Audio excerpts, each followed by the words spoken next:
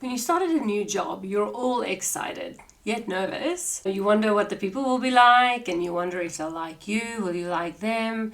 And of course, you want to make a good impression. You feel confident in your skills and your abilities because after all, that's why you were hired. But yet, you still wait and watch. You wait to see what other people will do and how they do it. And then you follow suit. You follow them because that's the way they do things here. You want to fit in. Those are called the unwritten rules. And it's these unwritten rules that make up a company or workplace culture. In this episode, we'll be delving into what workplace culture actually is and why it is important for you to care about it and nurture it as a leader.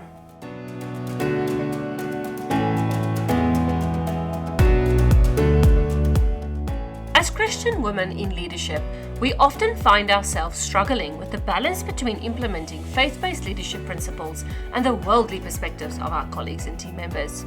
You once felt passionate about leadership, but have often come up against people with fixed mindsets who are unwilling to change. You feel like giving up and stepping out of your leadership role because is it really worth it? Friend, you're in the right place. Here we're not only going to talk about the challenges, we're going to tackle them head on with a faith-based approach that's both practical and empowering. So, if you're ready to transform your leadership journey, to set boundaries that make a real impact, and to create a workplace culture where both you and your team can thrive, then join me in uncovering the strategies, wisdom, and godly guidance that will lead you to success. I'm Rika, Whelan, and welcome to the Women of Faith in Leadership podcast. Together, we're going to navigate leadership with faith as our foundation. Let's get started. Grab your coffee or water, keep that notebook and pen handy, and let's jumpstart your leadership.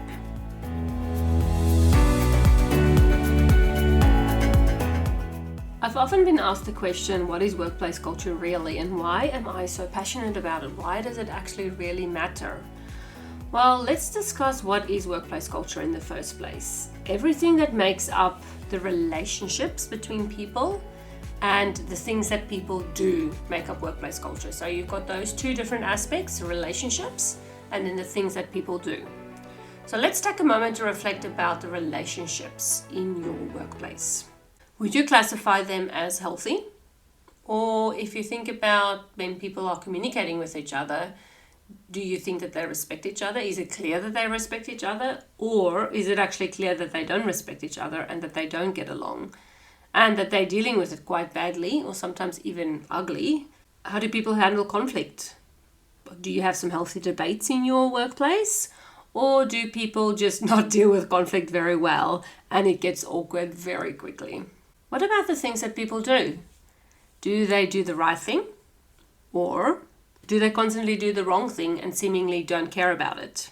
Let's think about your workplace and organization in terms of the unwritten rules.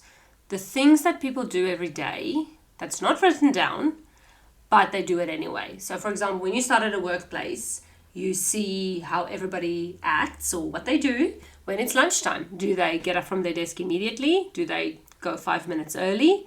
Are they on time? And when you have to come back from your lunch break, do they take what do you guys do? Is it 10 minutes longer than what it's meant to be?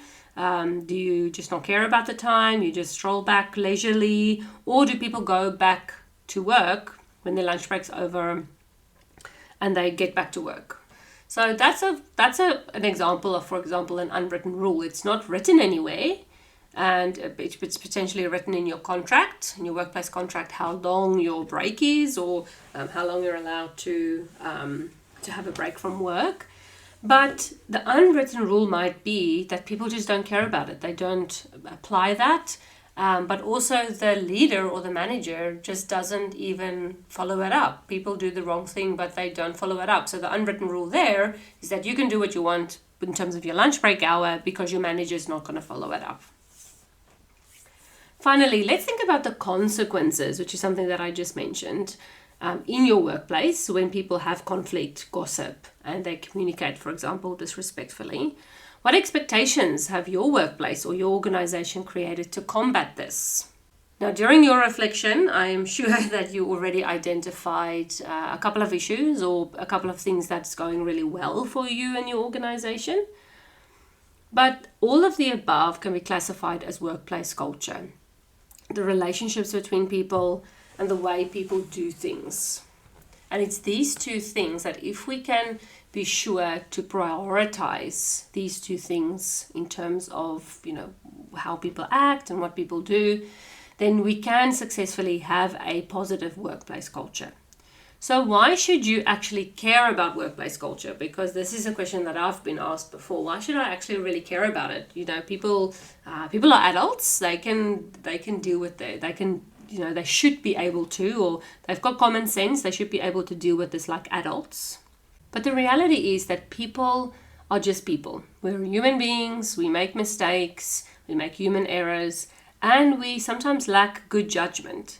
So it's important for us as leaders to know that although we hold our team and our colleagues to a higher expectation, they are still human, and therefore they can make judgment errors. Because people can make these judgment errors, it means that we as leaders, or the organization's operations team, CEOs, board members, there should be boundaries in place because of our lack of judgment that we sometimes have as human beings. Therefore, there needs to be boundaries in place.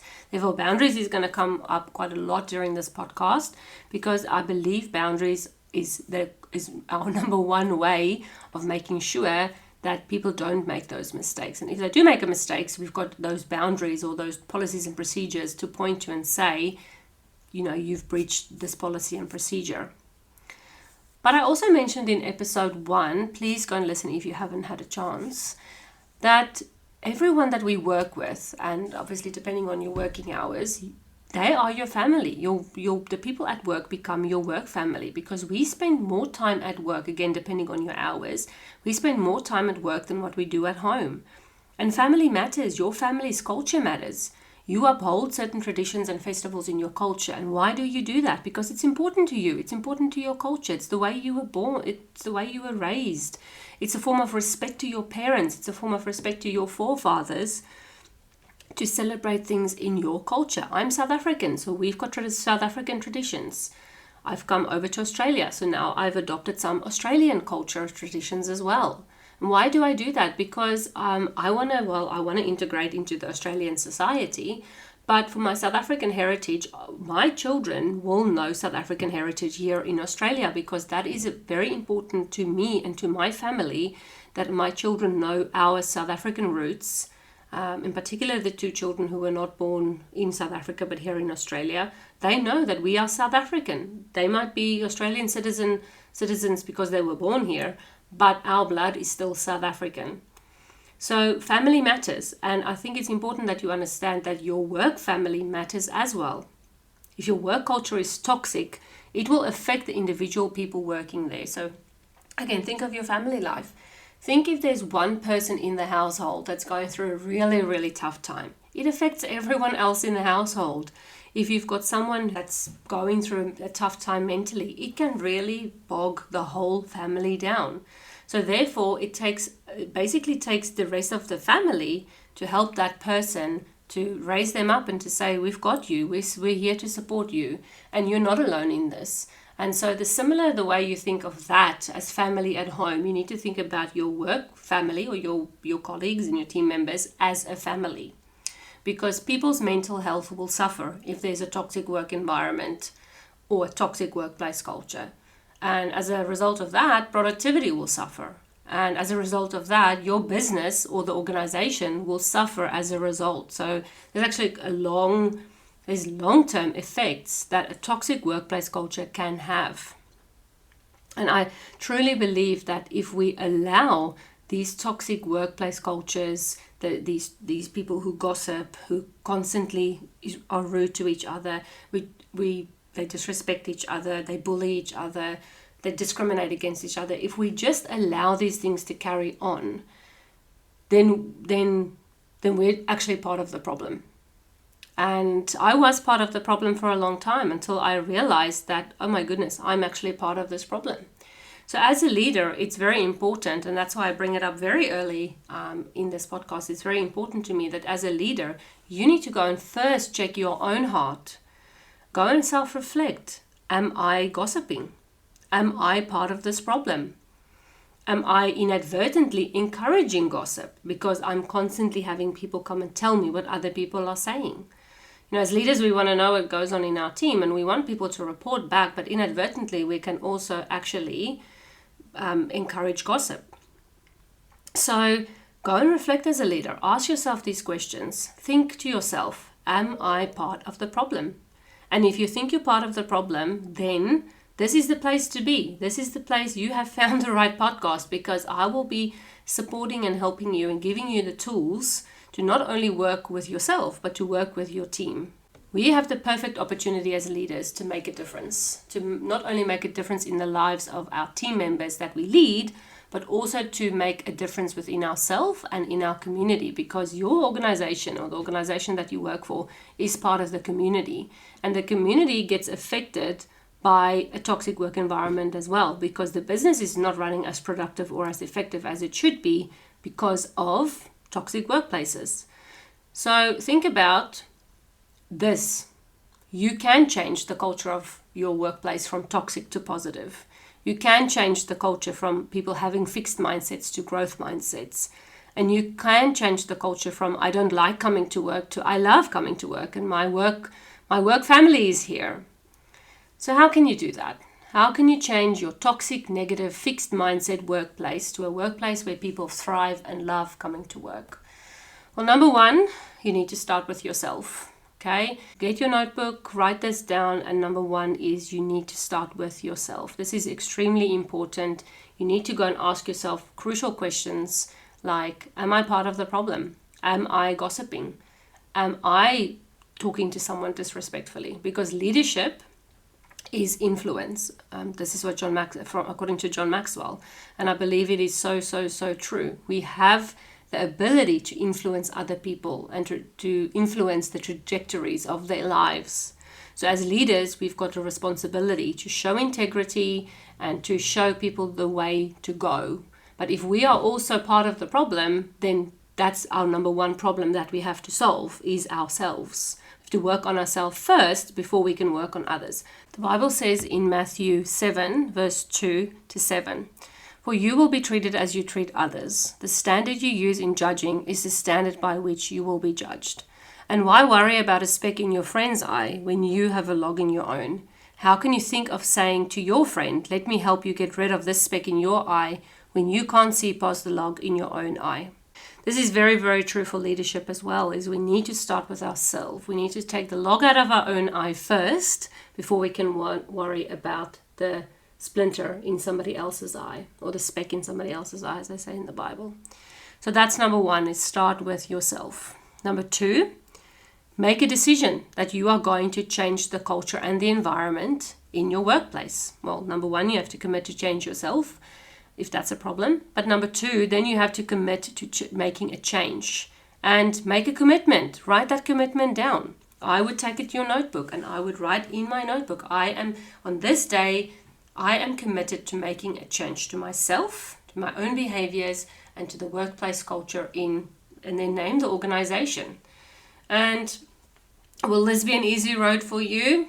Unfortunately not, but the reward on the other side is that you can have a positive workplace culture where not only you, but also your team thrive and they enjoy coming to work. And there's no negativity, and yes, people might be going through tough days, but again, as a family, you're going to come together and you're going to support that person. It's not going to bring the whole team down. No, the whole team's actually going to support that one person and build and lift them up.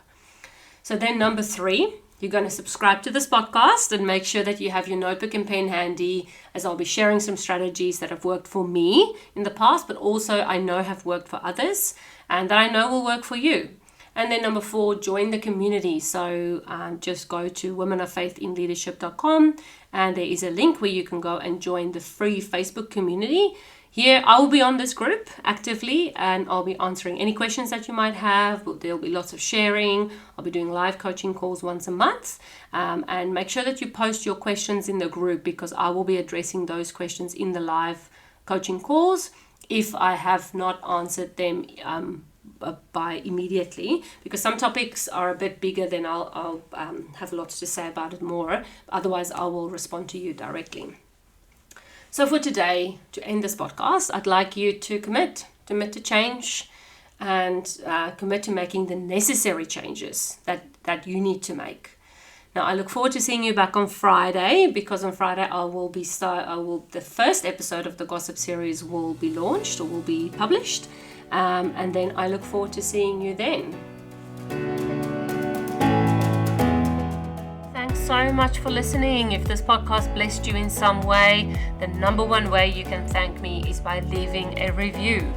Your feedback means the world to me and lights me up every single time when I read it. And it makes me want to keep going. So please leave a review, and your review will also help other Christian women in leadership find the answers they are looking for. So whether you're on Spotify or Apple Podcasts, scroll down to the review section and leave that review. Then head over to womenoffaithinleadership.com and join our free Facebook community, and I look forward to engaging with you there.